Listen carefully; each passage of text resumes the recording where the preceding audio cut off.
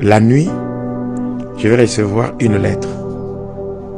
Une lettre, c'est-à-dire que donc la nuit, je me réveille, je vois à côté de mon lit une lettre. Une lettre écrite par celui qui était notre maître. Il y avait des menaces là-bas, des menaces sérieuses, des menaces sérieuses là. Et vous n'avez vu personne entrer, vous étiez endormi? Non, non, j'avais vu seulement la lettre. Alors quand j'avais lu la lettre, il y avait à la fin, il y avait des signes là, sataniques.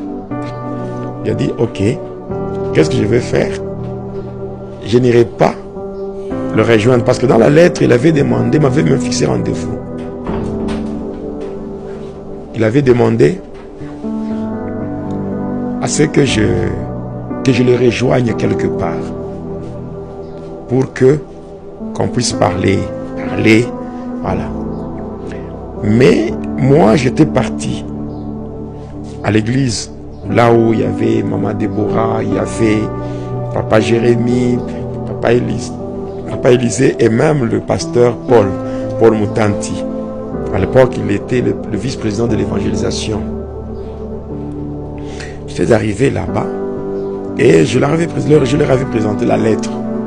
Il dit, voici la lettre que j'ai reçue dans ma maison. Et dans cette lettre, il y a des menaces terribles. Bon, ils avaient dit, bon, nous ne pouvons pas aller rencontrer ce monsieur. Mais nous allons prier. Toi, Jonas, tu n'iras pas. Nous allons prier et Jésus ira à la rencontre de cet homme. S'il veut se convertir, qu'il se convertisse. Mais s'il ne veut pas, que Jésus s'occupe de lui. Alors on avait fait des prières, des déclarations. Après on avait déchiré cette lettre, on l'avait brûlée. Moi j'étais rentré à la maison. 3 jours plus tard, le monsieur là, celui qui était notre maître là, on l'avait trouvé dans sa chambre d'hôtel. On l'avait trouvé mort. Il avait tellement vomi du sang jusqu'à ce qu'il était mort. Donc c'était connu à Lubumbashi, dans Likasi. Beaucoup de gens parlaient de la mort d'un monsieur qu'on a trouvé dans sa chambre d'hôtel. Cet homme-là a trouvé la mort dans sa chambre d'hôtel. Et c'est comme ça. C'est le Seigneur qui l'avait frappé. Il avait échoué sa mission. Il avait échoué dans sa mission parce qu'il était déterminé. Il voulait me récupérer. Donc au cas où je refusais, il fallait m'exécuter, il fallait m'éliminer. Et c'est ce qui avait été fait. Donc c'était ça son plan. Mais parce que lui voulait que je le rejoigne là où il était. Mais je n'avais pas obéi à cela. J'étais parti à l'église où j'avais déposé la lettre. On avait prié, on avait fait des déclarations sur cette lettre-là. Après cette déclaration, la lettre était déchirée et puis brûlée. 3 jours plus tard, on l'a trouvé à l'hôtel. On l'a trouvé mort sur son lit. Il avait tellement vomi beaucoup de sang. Et il est mort. Pour dire quoi? Ici, il y a ce qu'on appelle la mort approuvée.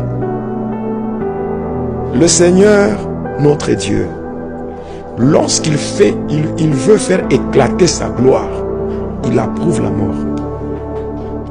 Vous savez, il y a quelque chose que les enfants de Dieu doivent savoir par rapport aux agents de ténèbres. Les agents de ténèbres, lorsqu'ils ont fait alliance avec Satan pour mettre fin à votre vie, là, quand vous faites la prière, ce n'est pas une prière qui consiste à le cajoler, non. Il y a certains enfants de Dieu qui sont en train de vivre en exil spirituel, qui vivent loin de leur héritage, tout simplement parce que il y a certaines personnes, il y a certains agents sataniques qui se sont imposés.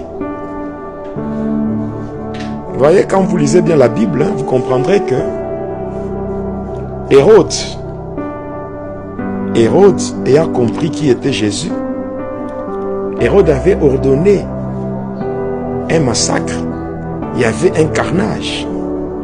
Des enfants de 0 à 5 ans, même des enfants innocents avaient trouvé la mort. Et Jésus était enfant. Et ainsi, Dieu, par un ange, avait demandé à Joseph et Marie de prendre Jésus et l'amener en Égypte. Or, l'étoile de Jésus ne brillait pas en Égypte. Les lieux où l'étoile de Jésus avait brillé, c'était en Israël. Et tant que Hérode était là, Jésus ne pouvait pas rentrer. Donc il y a certaines personnes qui sont en exil spirituel. Il y a des personnes, vous voyez, quand vous êtes en exil, donc vous êtes quelque part,